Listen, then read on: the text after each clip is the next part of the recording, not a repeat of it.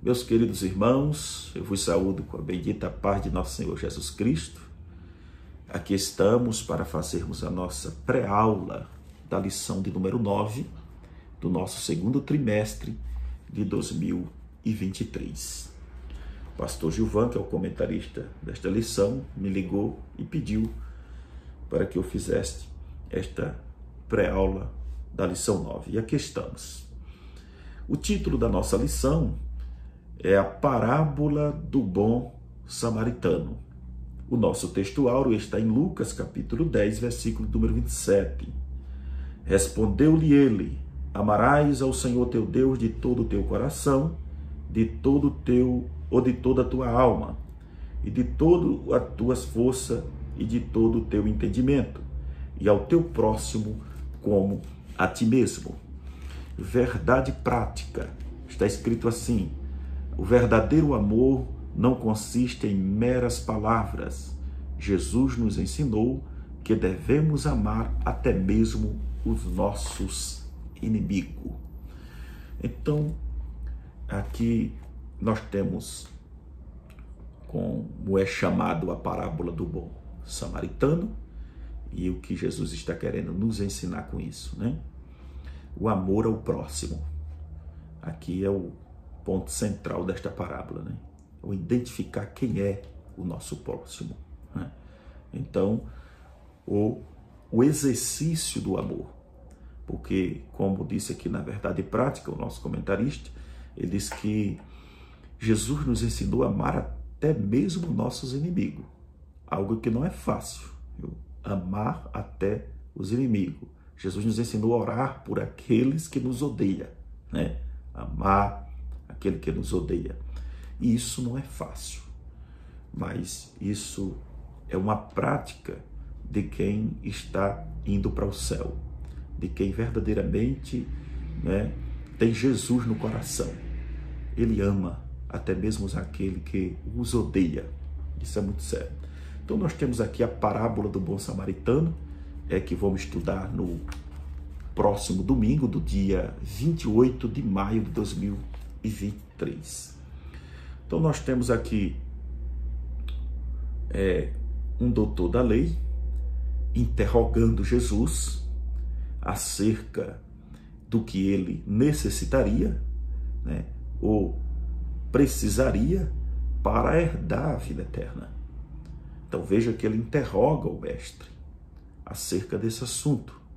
Então, do que é que eu preciso, do que é que eu necessito para herdar a vida eterna?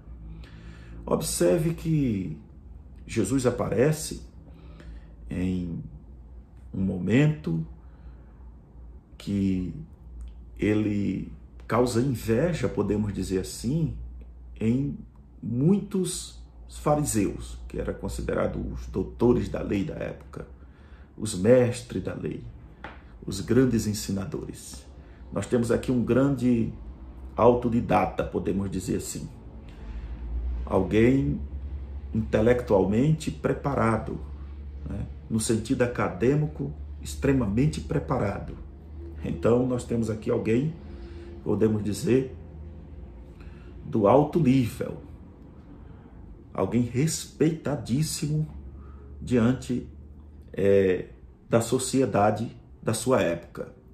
Aí aparece Jesus, podemos dizer com uma mensagem simples, mas objetiva, uma mensagem santa, com, podemos dizer, o objetivo de levar o homem para o céu, desfazendo toda obra do inimigo. Aí chamando a atenção das pessoas, porque a Bíblia diz que as pessoas se admiravam da sua doutrina. Jesus tinha autoridade na sua pregação. E isso fazia com que as pessoas viessem até ele para o ouvir. Isso nascia o desejo no coração das pessoas para ouvir. Os comentários surgiu nas cidades, nas aldeias, nas províncias. Olha, existe um homem chamado Jesus que prega a palavra, e esse homem tem autoridade em suas palavras, né? A sua doutrina é uma doutrina que vale a pena ouvir. E isso causou ciúmes nesses fariseus, doutores, a ponto de eles querer interrogar Jesus, né, para querer arrumar uma falha em Cristo. Né? Agora observe, e esse homem, ele aborda aqui um assunto muito interessante, e ele chega até Jesus e pergunta para Jesus, e no versículo 25, o mestre da lei, porque Lucas vai escrever dizendo que ele era um mestre na lei, levantou e querendo encontrar alguma prova, ou querendo encontrar alguma falha em Jesus, ou querendo provar Jesus, perguntou: mestre, o que devo fazer para herdar a vida eterna, ou para conseguir a vida eterna? Olha só, é o que eu devo fazer. Mas o objetivo dele não era verdadeiramente aprender de Jesus. Isso é interessante. O objetivo dele não era aprender de Jesus. A pergunta dele aqui era capciosa. É isso, porque nós já entendemos aqui que ele queria interrogar Jesus, arrumar uma falha. Esse era o objetivo. Mas Jesus lhe faz uma outra pergunta, não é? Ou antes mesmo de responder, ele responde fazendo uma outra pergunta. Olha só, Jesus vai dizer o que para ele? No versículo 26, Jesus respondeu: o que é que está escrito na lei? Olha só, de que forma você lê, de que forma você interpreta? Então Jesus disse assim: já que você é um doutor da lei, um conhecedor dela, de que forma que você o que é que está escrito na lei? De que forma você interpreta ela? Já que ele era um conhecedor da lei, de que forma que você interpreta? E ele responde muito bem a Jesus, né? Porque Jesus diz assim: de que forma que você está interpretando a lei? Ele responde a Jesus, versículo 27. E o homem respondeu: ame ao Senhor teu Deus de todo o teu coração, né? De todas as tuas forças, de toda a tua alma, de todo o teu entendimento, e ao teu próximo como a ti mesmo. Olha só que coisa interessante. Então, ele responde muito bem, ele é conhecedor, ele provou que ele conhece verdadeiramente a lei. Ele recitou para Jesus Deuteronômio capítulo 6, versículo 5, junto com Levítico 19 e 18. Né? Então, ele citou perfeitamente a lei para Jesus. Então, amar a Deus acima de todas as coisas aqui quer dizer amar totalmente a Deus de todo o coração, quer dizer, acima de tudo, como ele já disse aqui. Nada e nem ninguém pode estar ou podemos amar mais do que a Deus. O próprio Jesus disse isso: não há quem ame o pai, mãe, filho, irmão, mais do que a mim, que é digno de mim. O próprio Jesus disse isso. E ele foi bem objetivo aqui, quando ele citou a lei. Então, amarás o teu Deus acima de todas as coisas, ou de todo o teu coração, e com toda a tua alma. Amar a Deus de espírito, alma e corpo. Né? Então, por completo, amar a Deus por completo. Então, observe. E ele continua dizendo: e ao teu próximo como a ti mesmo. As duas exigências da lei, ele recita aqui para o Senhor. Então, Jesus, no versículo 28, vai dizer para ele: olha, tu respondeste muito bem. Então, Jesus vai dizer: tu respondeste perfeitamente. Não é isso que Jesus vai dizer para ele? Perfeitamente você respondeu. Você foi muito bem. Então, agora, como Jesus está dizendo para ele, teoricamente, você respondeu bem. Né? Agora, o que Jesus vai dizer para ele, vai, como se diz, apertar ele aqui. Porque no versículo 29, Jesus vai dizer o seguinte: porém, respondeu-te, volta aqui no 28, a sua resposta está certa, Jesus disse para ele. Disse Jesus: faça isso. e viverá. Então Jesus disse a ele, muito bem, teoricamente você respondeu muito bem. Agora o que precisa é você pôr em prática. Olha só. Por quê? Meu irmão, não demonstra, a maior demonstração de amor não é demonstrada em palavras. Né? Ela é demonstrada na prática. É isso. Jesus está dizendo assim, olha, na teoria, muita gente pode ser bom. Agora eu quero ver bom é na prática. É isso que Jesus está dizendo para ele. Faça, pratique. E isso você vai ser bem sucedido. Então ele precisava agora praticar. Isso apertou ele. Isso ardeu a consciência dele. Né? Então, observe que ele disse assim, ao Senhor teu Deus, acima de tudo, quem ama a Deus, acima de todas as coisas, não vai pôr nada, né? nem nada e nem ninguém acima de Deus, né? Ou comparar igual a Deus. E o próximo como a ti mesmo. O padrão de amor para com o nosso próximo, né, é a medida de que nos amamos a nós mesmos. Então foi isso que Jesus disse. Ama o teu próximo como a ti mesmo. Então, conforme nós nos amamos, é a forma que devemos amar o nosso próximo. O bem que desejamos para nós é o mesmo que devemos desejar para o nosso próximo. Esse é o padrão de amor exigido pela Bíblia. Então, se alguém diz que não ama nem a si mesmo, então sai de perto dele, porque você está correndo um grande risco, né? Que o padrão de amor exigido por Deus para amarmos ao nosso próximo começa por nós. Então, tudo que você deseja de bom para você, você tem que desejar para o seu próximo. Esse é o padrão exigido. Mas vamos continuar. Então Jesus disse para ele, teoricamente você respondeu bem, agora é necessário pôr em prática e aí está tudo ok, entendeu? Mas ele ardeu a consciência, né? E querendo se justificar-se, porque ele viu que agora ele se achou em aperto, as palavras de Jesus botou ele em aperto e ele queria se justificar-se. Então, o que é que ele diz? Então, porém, o mestre da lei, querendo se desculpar-se, olha só, não existe aqueles que ficam querendo arrumar desculpa para querer tampar o sol com a peneira, como diz o bom nordestino, né? Querer tampar o sol com a peneira, para querer se desculpar-se de algumas coisas. E pergunta a Jesus, mas quem é o meu próximo? Aí Jesus disse, muito bem, você quer saber quem é o seu próximo? Então, lá vai. Então, espera aí que você vai saber agora quem é o seu próximo. É aí que Jesus entra, né? E vai falar-lhe uma parábola. Uma parábola é algo, podemos dizer, real. Totalmente real.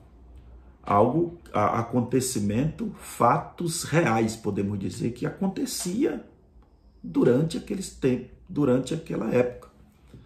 Fatos totalmente reais, repito. Jesus não estava contando mito, uma história. Então, algo conhecido até mesmo pelo doutor da lei e outras, pela população da época. Então, Jesus vai contar uma parábola, porque parábola, como nós já entendemos, era um método usado por Cristo para explicar algo para alguém.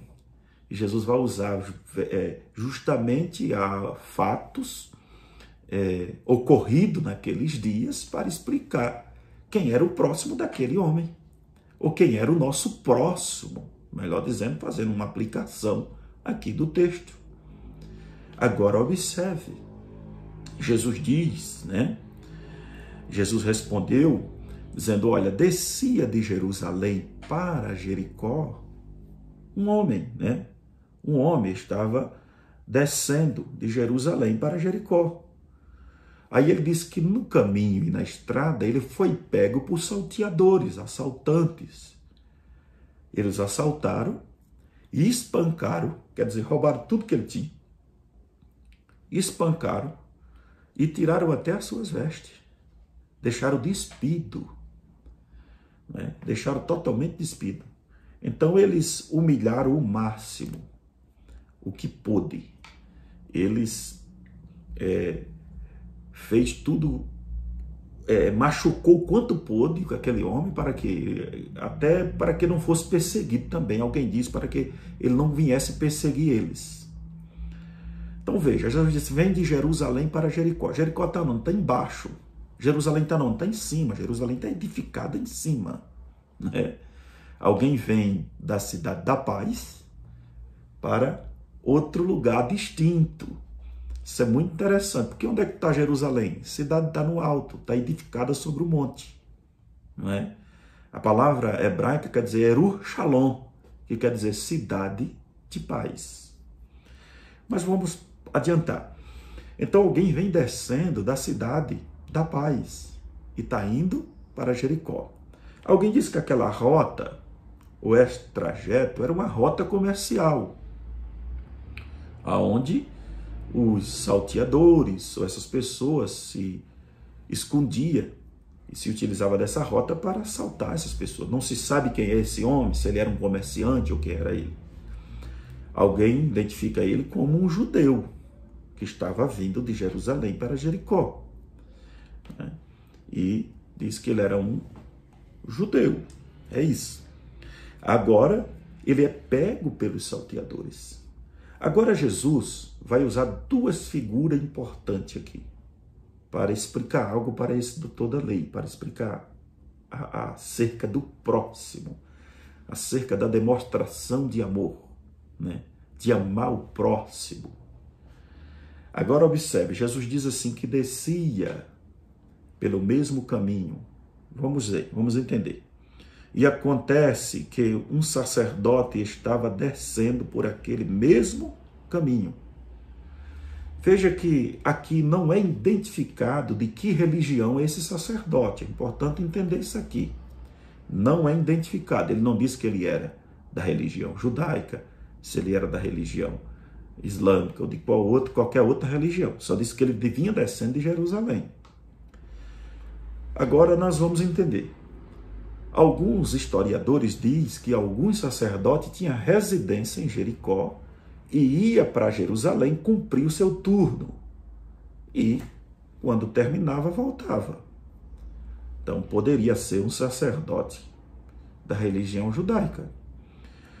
Agora, o certo é que Lucas Estacas escreve dizendo que aquele sacerdote, né, alguém que era representado como alguém que é o representante do amor, podemos dizer, aqui na terra, demonstrar amor para as pessoas, ele vendo passou de largo.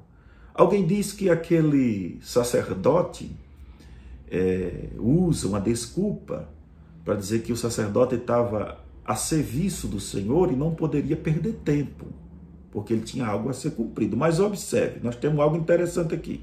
E aconteceu que o sacerdote estava descendo por aquele mesmo caminho. Veja que ele não estava subindo, ele estava descendo. Se esse fosse o motivo, então ele, se fosse o caso dele ir, não tinha como, ele estava descendo. Ele já vinha do turno cumprido. Então isso é interessante também. Mas vamos lá. Descendo por aquele mesmo caminho. Quando viu o homem, tratou de passar pelo outro lado da estrada. Então ele tratou de passar lá pelo outro lado. Então aí foi rejeitado. Agora no versículo 32, aí Jesus especifica, né, verdadeiramente, Lucas escreve de qual religião esse outro personagem é. Agora nós vamos entender. Também um levita passou por ali, olhou e também foi embora pelo outro lado da estrada. Agora sim, nós temos um levita, né? Não tem como negar que esse aqui não fosse judeu. Esse é o judeu, porque era levita, era da tribo de Levi. Não tem como negar. É da tribo de Levi, como se diz, era um ajudante do sacerdote, né, que servia ao Senhor na religião judaica. E alguém diz que todo sacerdote era levita, mas nem todo levita era sacerdote. É importante entender isso, porque todo sacerdote vinha da linhagem de Levi. Mas vamos lá. Então nós temos aqui, né, um personagem totalmente, vamos dizer assim, da religião judaica, da mesma do doutor da lei. Jesus vai dizer o quê? Do mesmo modo, ele vendo, ele viu, mas passou pelo outro lado da estrada. Quer dizer, não demonstrou compaixão, né? Não demonstrou sentimento algum e amor, né? Também nenhum. Passou e deixou de lado. Então, veja que o sacerdote ia descendo pelo mesmo caminho. Aqui também um levita passou por ali, aqui já não disse se ele ia subindo ou descendo, olhou e também foi embora pelo outro lado da estrada. Agora é aqui que Jesus vem e diz, mas um samaritano que estava viajando por aquele caminho chegou até ali. Quando viu, o homem ficou com muita pena dele, quer dizer, moveu-se de íntima compaixão. Alguém que ficou totalmente, como se cheio de amor pelo aquele próximo, compaixão pelo aquele homem. Agora, olha a diferença. Jesus usa agora um personagem totalmente desprezado pelos judaizantes, que era desprezado, os samaritanos. Então, como eu falei para os irmãos, o próximo do judeu seria outra pessoa que praticasse a mesma religião que ele, um gentil, não era considerado um próximo.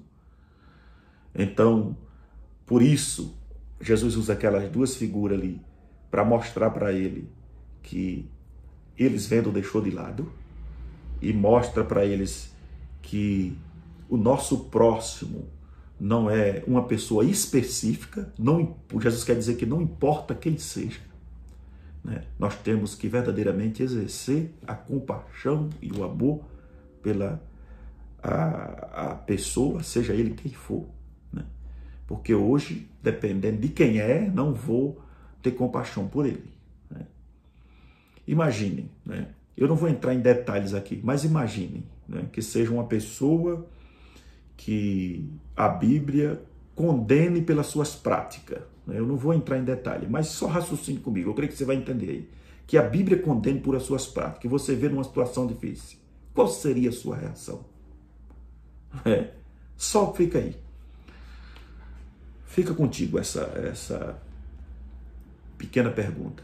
Qual seria a sua reação? Porque hoje, infelizmente, né, a coisa não está fácil. Mas vamos lá. Então, um samaritano que ele viaja totalmente desprezado. Então, Jesus usa essa figura, né, para mostrar para ele que aquele homem, mesmo sendo desprezado, que não tinha valor algum para ele, é quem demonstra amor e compaixão pelaquela pessoa. Então chegou perto dele, limpou seu ferimento com azeite, vinho e seguindo os enfaixou. Depois disso, o samaritano o colocou num próprio animal. Agora veja, nós temos algumas coisas importantes aqui. Esse homem ele fez um papel de um médico, né? Ele prestou os primeiros socorros aqui, porque ele veio e, como vai dizer aqui, então chegou perto dele e limpou os seus ferimentos. Olha aí, ele prestou os primeiros socorros. Segundo, ele pôs vinho em suas feridas. Qual é o símbolo do vinho na Bíblia? O vinho representa alegria. Olha só que coisa interessante. Logo trouxe alegria. Terceiro, ele pôs azeite. Logo em seguida veio o bálsamo, né, para a cicatrização das feridas, para o fechamento delas, para o alívio das dores. Nós temos uma figura muito importante aqui, porque alguém diz assim, porque aqui não tem Cristo. Em que contexto você está embasado? Se Cristo não está representado aqui também? É a minha pergunta, em que contexto você está embasado? Porque quem é que trouxe alegria? Apenas notou vinho e azeite, mas alguém né? Nós estava, como se diz, espancado, maltratado pelo adversário, inimigo, por meio do pecado do homem. Nós ficou arrasado, estraçalhado, porque o salteador, chamado inimigo, nos espancou. Mas alguém que veio desprezado, porque a Bíblia diz que ele era desprezado, indigno, o mais indigno entre os homens. Não era isso? Olha se representa. Vamos fazer uma aplicação do texto agora. Vê se representa. Ele não apenas o vinho, mas o sangue dele nos purificou, nos sarou. Bálsamo, azeite, consolador, que nos consola, que nos lembra. Isso é sério. Então, observe isso aqui, muito interessante. Então, nós temos aqui, primeiro ele fez a função, prestou os primeiros socorros. Segundo ele, o tovinho representa da alegria, nos deu alegria na alma. Nós somos alegres, por isso estamos alegres, não está escrito? Depois o azeite, a presença do Espírito Santo. Depois ele pôs em sua cavalgadura, em quarto, né? Nos carregou. Olha só. Depois pôs em uma estalagem. Eu estou aqui resumindo. E nos guardou. E nós estamos em uma estalagem. A casa de Deus, a igreja, é um lugar de apoio, é o ponto de apoio, podemos dizer assim. Quem foi que pagou um alto preço? Porque 2 denários aqui, isso é um grande valor. Isso representa uma grande quantia. Então ele pagou um alto preço por mim e por você. Foi um preço alto que foi pago na cruz do Calvário por nós. Amém? Então Cristo, ele exerceu na prática o amor por nós, nos dando o exemplo para que também praticamos esse amor. Então, meus queridos irmãos, né?